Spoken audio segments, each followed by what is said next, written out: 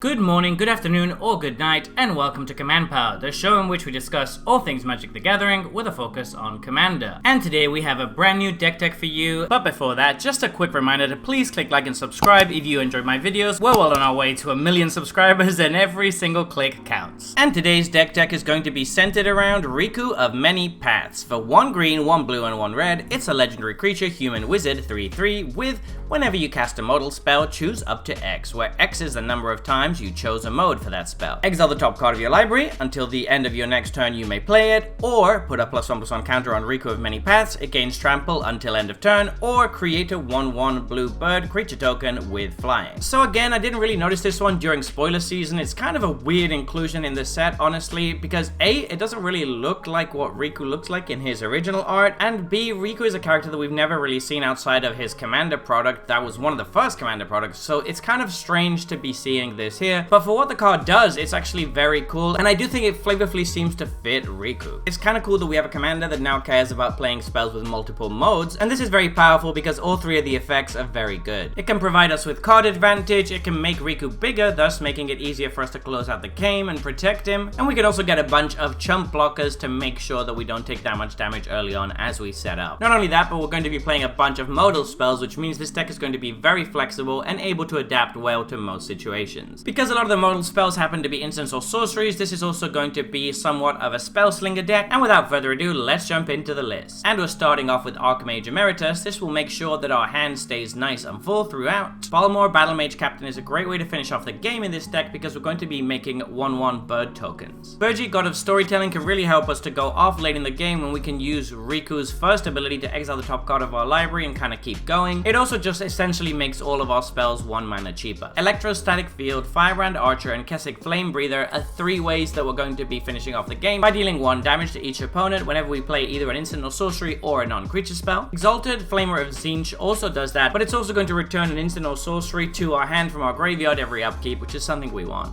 Goblin Electromancer is great as a way to make all of our instants or sorceries cheaper, thus kind of acting like ramp. Gutter Snipe is another finisher, except instead of dealing 1 damage, it's going to deal 2 to each opponent. This is one of our best ways to close off the game. Harmonic Prodigy is really solid in this deck since Riku is a wizard and we do have a couple of other wizards as well, which means that this is going to provide a ton of value for us. Magnus the Red is going to discount all of our instants and sorceries based on how many tokens we have, and since Riku is pumping out bird tokens, this can be a real engine in the deck. Quandrix Apprentice can give us so much value by allowing us to get lands from the top of our library and make sure that we're always hitting our land drops. Stormkiln Artist essentially makes all of our instants and sorceries cost 1 less, but it can also just kind of go off once we have enough mana available. Tolerance Sky Summoner can provide us a nice army in addition to the birds that we're making already with Riku. Third Past Iconoclast is going to provide us a blocker with almost every spell in the deck, which is going to provide us with a nice steady stream of chump blockers. Urabrask is both a finisher and an enabler by giving us mana and dealing damage whenever we cast an instant or sorcery. Veyran Voice of Duality is great with Riku because it's going to double its trigger, and then Veyran itself is also going to get pretty big since we're going to be casting so many instants and sorceries. And Young Pyromancer is going to provide us a bunch of blockers, and it's worth mentioning that most of these creatures that provide tokens are going to get their triggers doubled by a bunch of effects in our deck, which means that we can have a pretty wide board. Moving on to sorceries, we have Brotherhood's End. This is great as an early game board wipe that can also deal with artifacts. Clan Defiance is really good. We can sink a bunch of mana into it, and since we're almost always going to be able to choose 3 modes, we're going to get all 3 of the Riku triggers. Fiery Confluence is a card that I already find very good in general, but in this deck it's even better than normal. Since we're always choosing 3 modes, it's always going to trigger Riku 3 times, and all of the modes are very good. Hull Breach is a bit awkward since we can only ever choose 1 mode, but it's still a really solid effect, being able to destroy an artifact and enchantment. Incendiary Command covers a lot of different bases for us, which is nice. Jessica's Will can be very powerful with Riku, particularly since we can choose the mode to exile an extra card with him and kind of go 4 cards deep. Mistress Command gives us a lot of flexibility tied to a creature removal spell. Plane-Wide Celebration is expensive, but it can do a lot of different things. We're almost never going to be choosing to proliferate, but the other 3 are all fairly good. All 4 modes on Primal Command are really good, so we're very happy to choose 2 of them at any given time. Sakashima's Will can be an absolute blowout against decks with very few creatures, and we can also sometimes just insta-win the game by making all of our tokens become a copy of Gutter Snipe or something, and then casting a couple of spells to deal 1 million damage to our opponents. Search to Victory is a great finisher because we're making a bunch of 1/1 flyers. That means that they're they're all going to get a big buff and can then potentially win us the game by casting instants or sorceries multiple times. Titania's Command is again a very flexible card. I've always find that the Exile Graveyard one is really good, but all of the other modes are good too, particularly since we're making so many tokens. Verdant Confluence is yet another very flexible modal spell. It's never going to be a dead card, and at the very worst, it can ramp us for 3. Moving on to instants, I wanted to highlight Artistic Refusal. This is both a counterspell and a card draw spell that can be reduced in cost by all of our tokens. Ataka's Command is worth mentioning because it's a buff for all of our tokens, which is obviously very nice. Cryptic Command is already an excellent card that becomes even better when we can just tack on 2 extra abilities from Riku onto it. Flame of Anor is very good since Riku himself is a wizard. This is such a great synergy with our commander. Izzet Charm is incredibly flexible and can kill a creature, counter a spell, or draws cards. Klaus Will is always very good, but again it becomes even better when we basically get to choose both modes and tack on 2 Riku abilities to it. Mystic Confluence is a very good defensive card by tacking on card draw or a bounce spell onto our counter. Prismari Command is a card I've always been very impressed with, and it's a very cheap way to trigger our commander twice. The same goes for Quandrix Command, which is very flexible and covers a lot of bases. Reverse the Polarity is a card that I've been singing the praises for a really long time. It's very good in this deck because we're trying to win through combat damage, so being able to give all of our creatures unblockable is very good. Sublime Epiphany is obviously one of the best modal spells in the entire game. It is expensive to leave 6 mana off, but this just provides so much value, particularly when we have Riku out.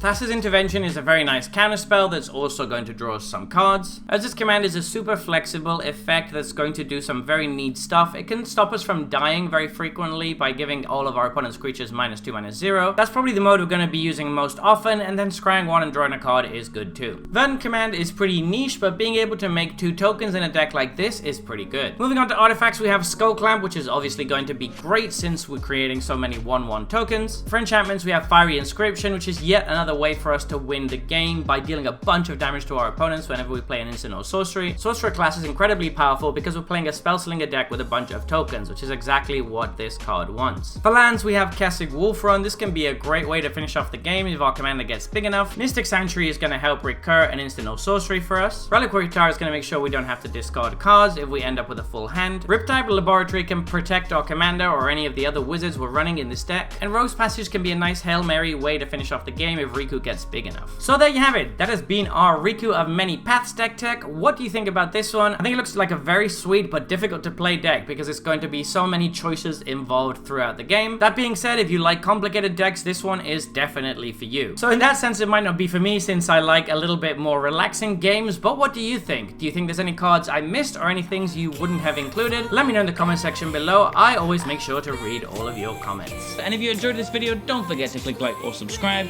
It really helps the channel. And until next time, take care.